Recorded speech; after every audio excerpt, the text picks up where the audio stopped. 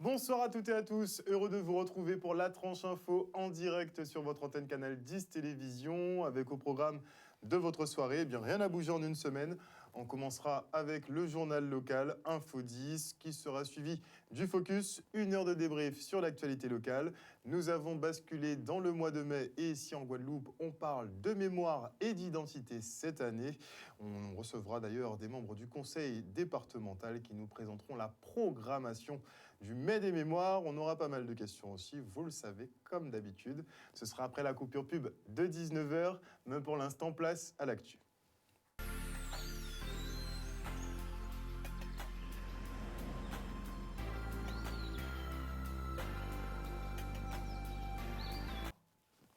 Nous sommes le lundi 3 mai 2021, la journée mondiale du soleil. J'espère que vous l'avez célébrée. Et on part tout de suite pour les titres. Nous reviendrons sur la 3e assemblée plénière de l'année et le budget d'investissement de 820 millions d'euros voté par nos élus en vue de la relance économique, un pari risqué. Puis nous partirons à votre rencontre savoir ce que vous pensez de la demi-jauge initiée dans les établissements scolaires. Et en fin d'édition, nous ferons une balade à Port-Louis dont les murs ont été pris d'assaut par des graffeurs à l'occasion du festival Mouvance. Et avant de développer ces quelques titres, retour maintenant sur le défilé du 1er mai des travailleurs guadeloupéens. Une marche sous fond de tensions sociales extrêmes avec 2 mois de grève dans les collectivités, une gestion de crise Covid approximative et des licenciements en cascade et à venir. Plusieurs milliers de travailleurs ont donc répondu à l'appel des syndicats pour déambuler dans les rues de Pointe-à-Pitre. Le reportage de Jean-Pierre Larochelle. L'année passée, nous avons cadenassé. L'année là, ça a essayé de cadenasser nous, parce que malgré que la loi a prévoit que les manifestations représentatives 1er mai, tout ça peut fait, nous avons constaté qu'il y a essayé d'intimider, empêcher de déplacer, empêcher de revendiquer. Donc c'est en l'eau fierté aujourd'hui là, en l'eau responsabilité, en l'eau fierté, en l'eau force en mouvement là, en l'eau jeunesse en mouvement là. C'est journée à l'État travailler. Et c'est pour ça nous là, nous en la rue là, nous avons dit faut travailler gourmet et faut travailler savez que nous payer le 1er mai, nous travaillons sur toute la terre, qui a gourmet, qui a défilé, qui a manifesté. Il faut se mobiliser plus que jamais, effectivement, et il faut faire comprendre à l'ensemble des décideurs que nous n'allons pas accepter la situation sanitaire déplorable dans laquelle on est plongé. Nous ne pouvons pas rester taisés. L'ensemble des organisations qui présentent aujourd'hui là, c'est pour démontrer encore une fois à l'État qu'il y a un problème effectivement dans le pays là. Nous parler, nous continuer à goumer. Nous rappeler aussi les collectivités qui démarrent nous en grève jusqu'à aujourd'hui là.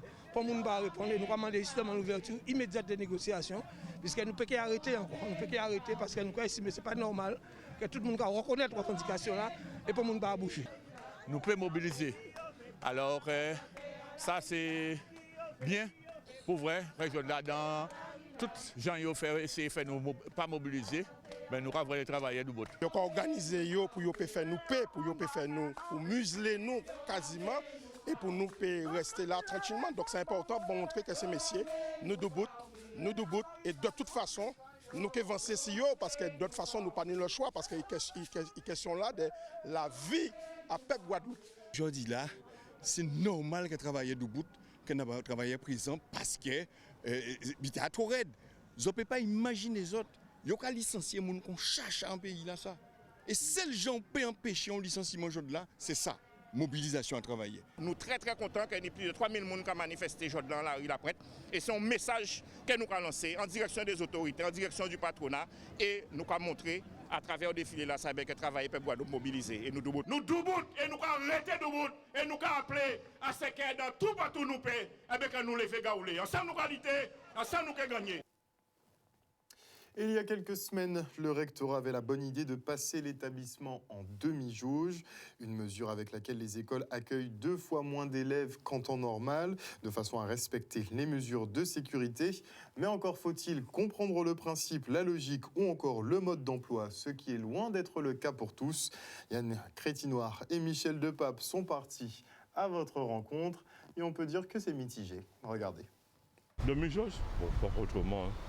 C'est vrai, ça pénalise les enfants, mais vraiment, soit on les garde chez nous et on remplace les professeurs, ou soit on accepte. Mais il faut faire avec. Quand on a une situation exceptionnelle avec le Covid, donc forcément, ils adaptent. Après, pas bien pour les élèves de terminale parce que je vois pas comment ils peuvent préparer le bac, mais sinon, je ne sais pas. C'est pas mal, ça évite aux enfants d'être les uns sur les autres et pour le virus qui est en ce moment, c'est un bon moyen de réduire, que ça continue à se propager comme ça l'était là ces derniers temps. C'est où on enseigne ou on n'enseigne pas. Bon, de toute façon, nous savons où nous sommes. Mais le gouvernement, il ne défend encore son propre intérêt. Et puis, bon, tout est fait pour foutre la pression, pour foutre la pagaille, quoi. C'est tout. Hein. Pour moi, c'est un cinéma, mais bon, on n'a pas le choix. Il vaut mieux ça que rien du tout. Mais après, pour moi, ça n'arrange rien. C'est pas, la solution, elle n'est pas là. Déjà, envoyer mon fils, c'est déjà difficile pour moi. Mais bon, après, il y a des parents qui n'ont pas le choix non plus. Bon, c'est un peu compliqué, mais bon, on fait avec. Bon, franchement, je trouve qu'à demi-jauge, c'est plutôt une bonne chose en fait. Mais après, je trouve ça c'est pas intelligent. Il vaut mieux être en confinement et après repartir dans des bassins plutôt que de rester à l'école au risque d'avoir la maladie. Mais bon, c'est sûrement pas quelque chose de bon pour les élèves, quoi. Il n'y a aucune amélioration, c'est pareil. Et puis on est toujours au même stade, quoi. Au même stade. Après, pour commenter ça, c'est délicat, quoi. Regardez ce qui se passe. Il y a beaucoup de manifestations privées, ce qui fait qu'il y a plus de personnes qui attrapent la maladie. Donc les enfants peut-être qu'ils peuvent attraper, mais c'est à cause de nous. Ouais, c'est pas normal. Nous, on nous dit de ne pas sortir pour nous protéger, on doit envoyer nos enfants à l'école. Non, c'est pas normal. Parce qu'on s'y perd un peu, parce que moi-même, je comprends pas. Regarde, je viens à 11h en cours. Normalement, je ne suis pas censé avoir cours, mais j'y viens quand même parce que là, on ne comprend plus rien. Nous-mêmes, on est perdus. Moi, normalement, j'assiste à tous les cours et je fais 2 fois la même chose par semaine.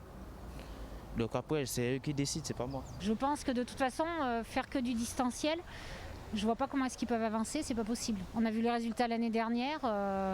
Maintenant, la demi-jauge, je dis pas que ça exclut pas le risque, parce qu'ils sont quand même trop nombreux et dans les classes. C'est pas des... Mais je vois pas je connais pas la situation miracle, malheureusement. Ça devient problématique. Et on part maintenant pour la région Guadeloupe où Henri Chalus a défendu son budget d'investissement de 822 millions d'euros au lieu des 500 millions habituels. Un budget excédentaire qui nécessite un remboursement sur 12 ans au lieu de 6. Un pari risqué pour certains, mais une mince affaire pour le président de la collectivité qui souhaite redémarrer l'économie au plus vite. Pour sa part, Henri Chalus s'investit donc corps et âme malgré ses détracteurs qui tentent de l'asphyxier jusqu'à ce qu'il ne respire plus.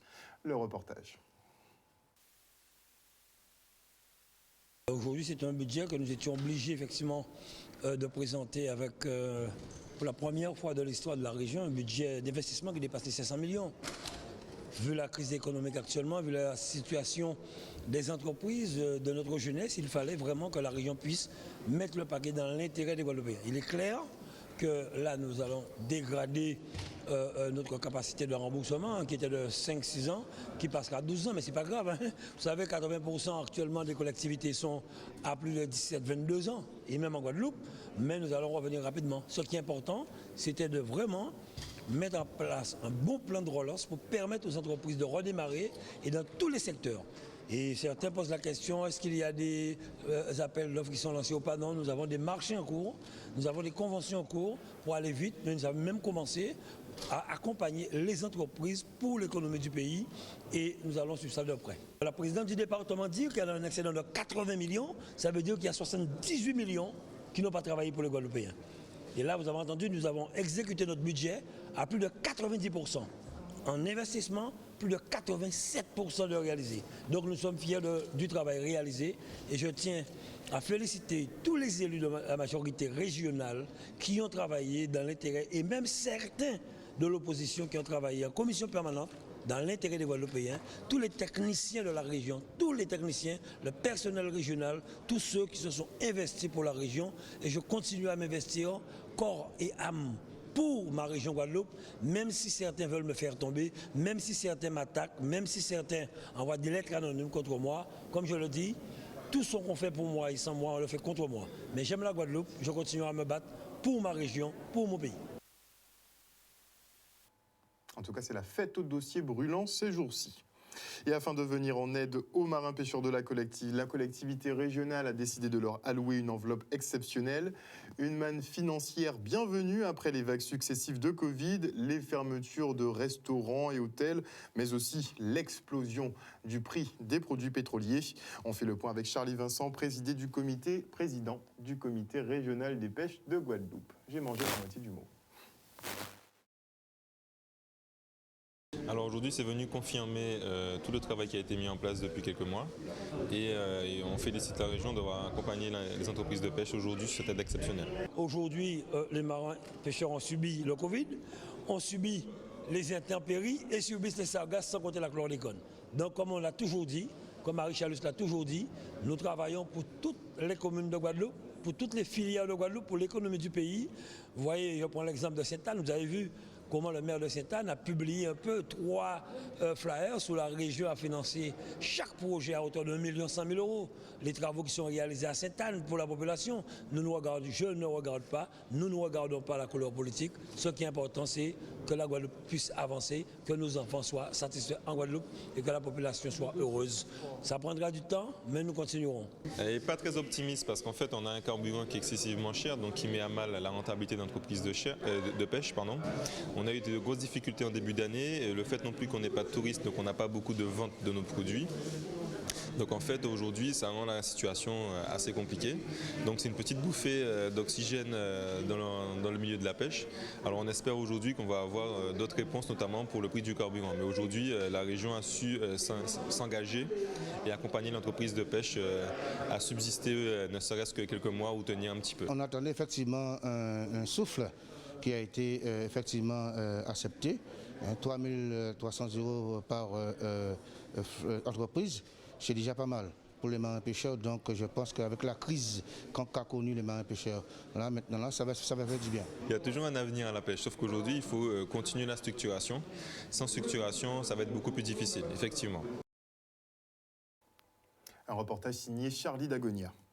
Et les restaurateurs de Guadeloupe sont à bout de nerfs et avec raison.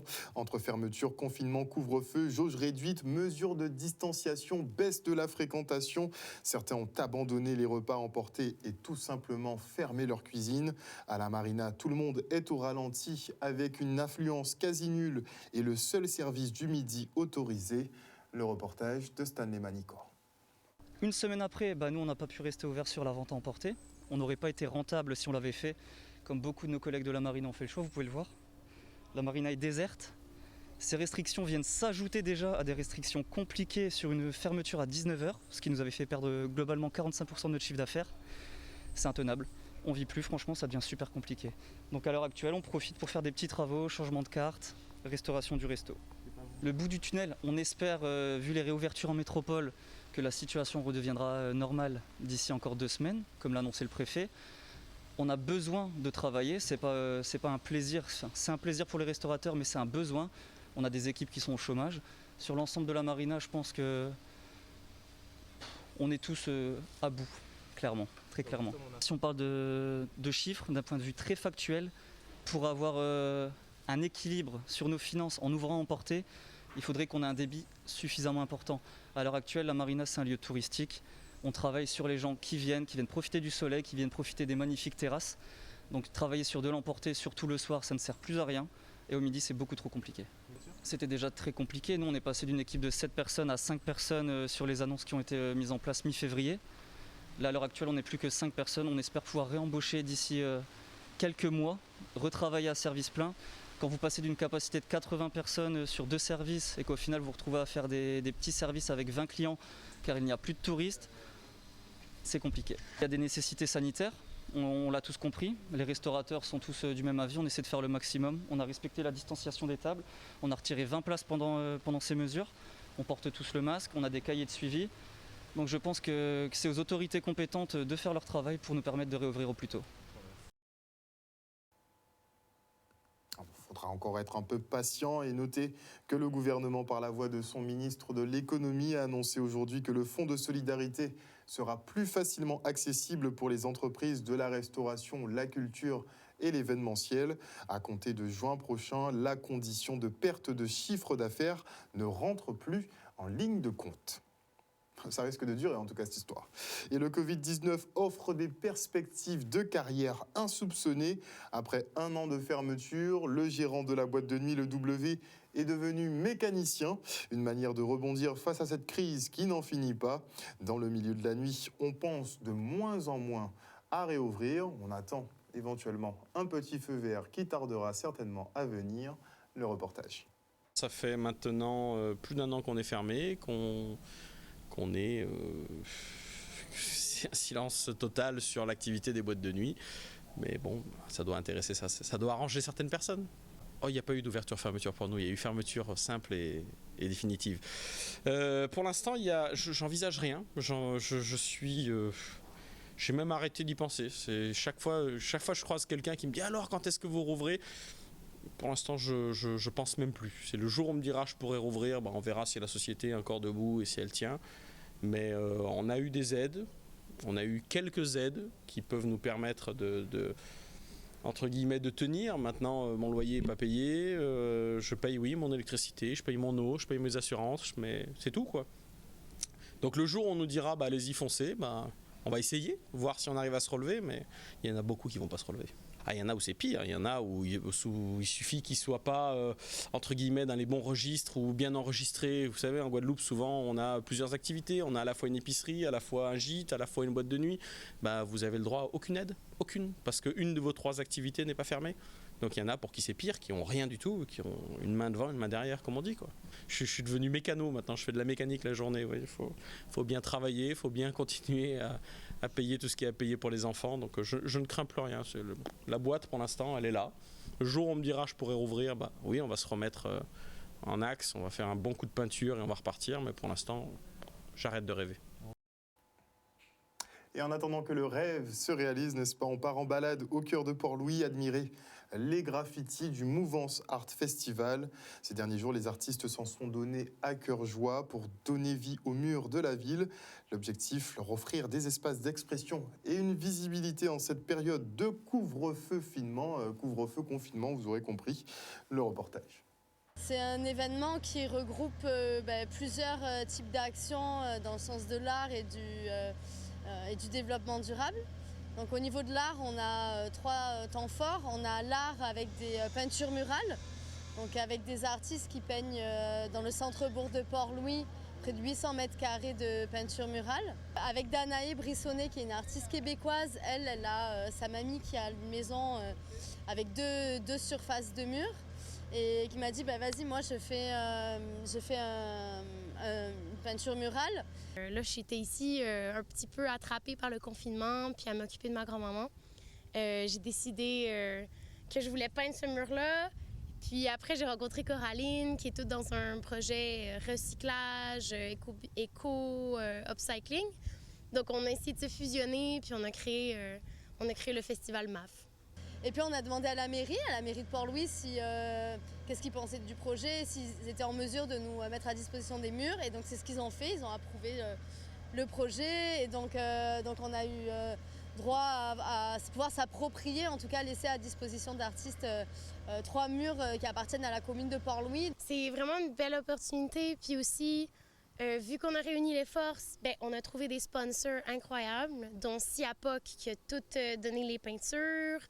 On a EDV Location, le STLM à Pointe-à-Pitre qui nous a prêté les machines. Locasystème aussi a prêté une machine. On a Primélec de Port-Louis, des gens locaux qui ont prêté aussi. C'est tout vraiment... en fait, il y a vraiment eu beaucoup de liens entre les gens ici. Les gens se sont animés pour tous s'entraider, en fait. C'est vraiment une grosse entraide pour continuer la culture, en fait, dans un moment où la culture a été quasiment éteinte par la pandémie. Pour nous, c'est aussi une manière de donner un coup de pouce aux artistes, de leur donner une visibilité en cette période de Covid, quoi. Pour aujourd'hui, avec la manifestation, c'est que c'est bien. Ça met de la lumière dans la commune déjà. Et ça donne l'opportunité à ceux qui veulent aussi, ceux qui savent et qui connaissent et qui ont envie d'apprendre aussi de venir ou participer ou regarder. Je dirais qu'ils ont pris trop de temps pour faire ça. C'est formidable.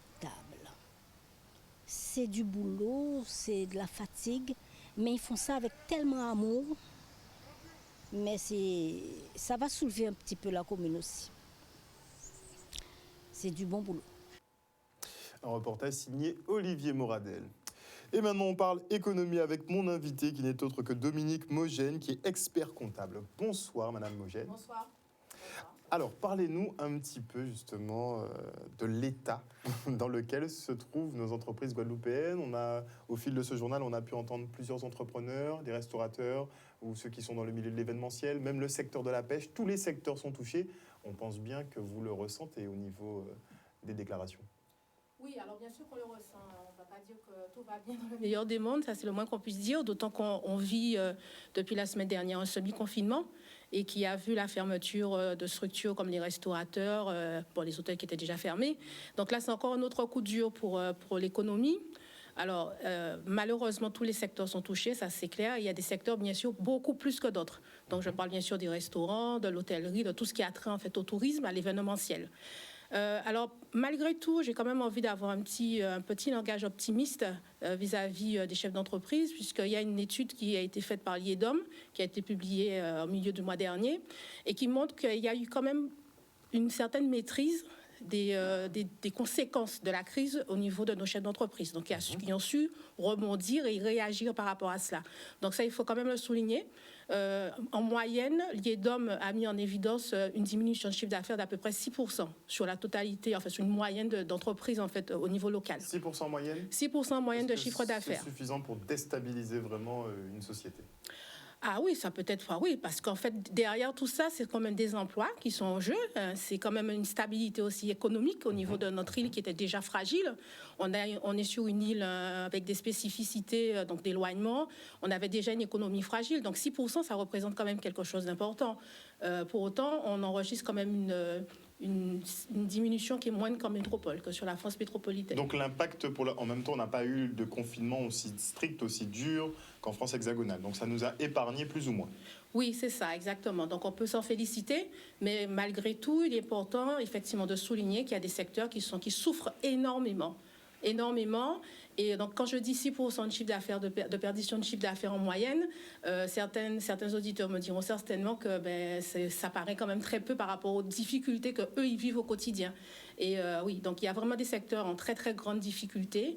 On craint énormément pour ces secteurs dans l'avenir avec des faillites d'entreprises et malheureusement des pertes d'emplois.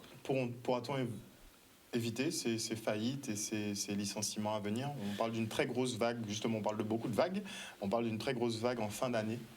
Alors, on espère que non. Donc, en tout cas, nous, experts comptables, c'est la raison pour laquelle on communique énormément sur la nécessité d'avoir recours à la profession et en général au conseil pour accompagner, parce que c'est important que les chefs d'entreprise, en fait, prennent la tâche de personnes qui, au quotidien, en fait, arrivent en tout cas à maîtriser et à se la nommer dans le flot de mesures, en fait, gouvernementales qui sont mises en place, parce qu'il y en a énormément.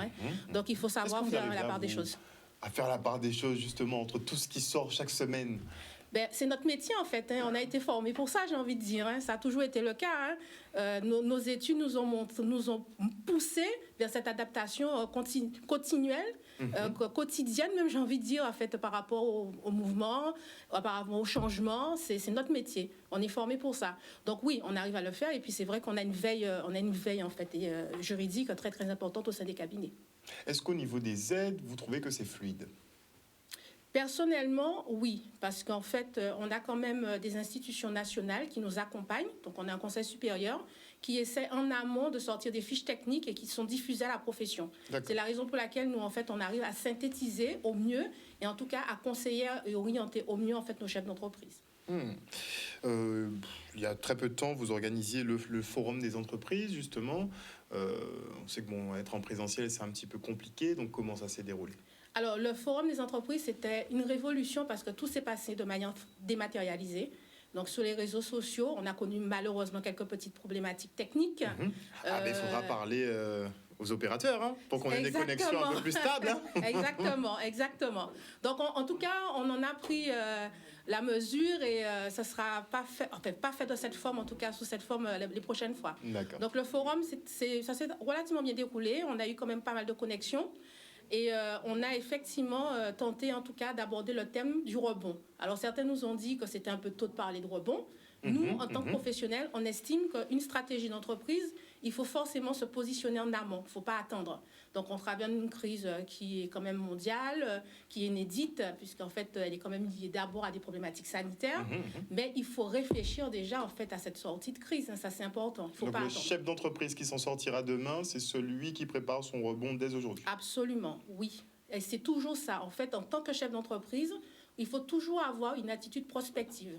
Il faut sans arrêt pouvoir s'adapter, sans arrêt pouvoir réfléchir. Encore en se faut-il disant, avoir le temps et la tête disponible pour réfléchir. Ça fait 1 an quand même qu'ils sont plongés dans le Covid à chercher des solutions pour rafistoler un peu le tout. On imagine que psychologiquement, ça doit être pénible. c'est la raison pour laquelle il faut s'entourer. Il faut s'entourer de conseillers. Alors, je vais effectivement parler des experts comptables, mais il y a d'autres professions, nos amis avocats. Il faut impérativement s'entourer, en fait, de conseillers. Parce que les conseillers, en fait, ils sont là pour ça. Ils sont même payés, j'ai envie de dire, pour réfléchir en lieu et place des chefs d'entreprise, pour que le chef d'entreprise se consacre, en fait, à son métier premier, c'est-à-dire développer dans son secteur d'activité. Merci beaucoup, en tout cas, Madame Mogène, Avec plaisir. d'être venue sur ce plateau ce soir, nous Merci parler à un vous. peu de l'expertise comptable en cours en Guadeloupe. Oui. Alors, enfin, on espère en tout cas que les dommages ne seront pas irréversibles On dans s'y certains attelle, en tout secteurs. Il y a du boulot. Oui, il y a du boulot, mais on s'y attelle. Vous pouvez le dire, hein, parce que oui, il y a du boulot, mais en fait, il faut être objectif et il faut être optimiste aussi. Hein, donc, c'est pas la première prise. On essaie de l'être. On voit même qu'à la région, ils sont très optimistes avec un budget à 822 millions votés. Vous en pensez Voilà. quoi? Écoutez, tant mieux. J'espère que ça va être réinjecté dans l'économie. Il faut. Et justement, ça permettra aux entreprises de s'en sortir. Mais est-ce que c'est pas une solution, on va dire, éphémère? Non, je ne pense pas. Si c'est correctement utilisé, si l'argent est bien injecté, correctement réinjecté dans l'économie, il n'y a aucune raison que ça soit éphémère. L'argent, en fait, c'est un circuit. Donc, il faut savoir intelligemment le positionner au bon endroit. Mais je pense que de toute façon, nous sommes entourés de personnes sensées. Il n'y a aucune raison que ça ne soit pas le cas. On l'espère. Merci beaucoup, en tout cas, Madame Mogène, d'être venue sur ce plateau ce soir. Voilà, chers téléspectateurs, nous sommes arrivés au terme de ce journal. Merci pour votre fidélité. N'oubliez pas que sur Canal 10 Télévision, vous faites l'information que nous diffusons. Passez une excellente soirée sur Canal 10. Je vous retrouve demain. Bisous, bisous. Bye.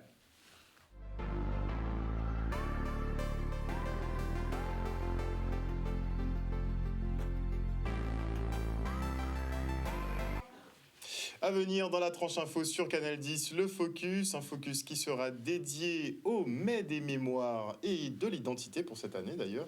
Donc c'est le Conseil général qui organise, il y aura toute une série de manifestations et ce sera diffusé bien évidemment sur Canal 10 Télévision. Il faut rendre hommage aux ancêtres, vous le savez. Ce sera tout de suite après la coupure pub de 19h. Et avant cela, je dis bonsoir à Mad Trinity, bonsoir à Maggie Delaney, bonsoir à Xavier Adonis, à Véronique Narcisse, à Damien Salibur, à Liliane Campbell, à Impossible devient possible. Bonsoir à Georges Alphonse, à Jean-Luc Leple, à Gérald Deslandes. Bonsoir à Xavier Emmanuel. Bonsoir à qui d'autre? À Sylvie Jacquet-Crétide. Bonsoir à Véronique Narcisse, à Jérémy Rollet, on écrivait correctement aussi, non? Bonsoir à Adon Solange, bonsoir à Alain Boudou, bonsoir à Juliette Deval, bonsoir à Roselyne Arnoux, à Lydie Ratier, bonsoir au général Franck Abar, bonsoir à Jimmy Kamagou-Valiard, à Alain Miati, je pourrais pas donner tous les noms, désolé, vous êtes trop nombreux. On se retrouve après la coupure pub, en tout cas je fais des bisous à tout le monde, à tout de suite.